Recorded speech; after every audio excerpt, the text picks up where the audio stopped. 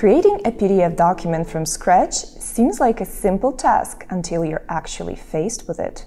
Try searching the web and you'll see that the results either include a bunch of unnecessary steps or require you to download and install some kind of software.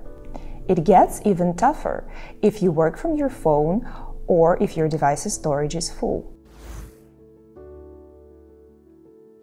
There are quite a few online PDF viewers and tools, but where to go if you need more than just the basics? What if you want to make your PDF editable? What about getting it filled out and signed by multiple recipients?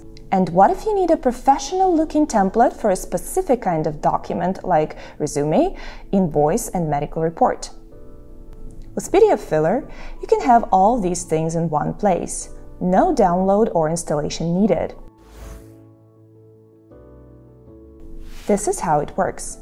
Simply go to pdffiller.com and register a new account or log into your existing one using your email or password. Click the Add New button and select Create Document from the drop-down.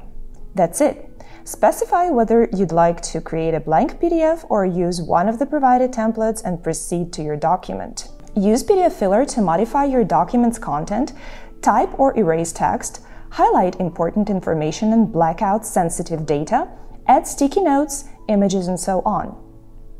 In addition to editing PDFs online and collaborating on documents in Teams, you can print out a completed document or save it to your device as a PDF, Word, Excel, PPT, or JPEG file, send it via email, fax, SMS, or USPS, host your document online and share it via direct link, or send your PDF for signature to one or several recipients.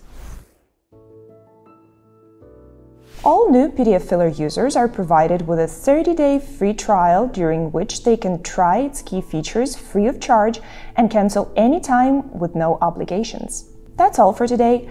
Let us know in the comments below what tools you're using for your PDF needs and also if there are any quicker and more convenient ways to create a blank PDF document that you know of.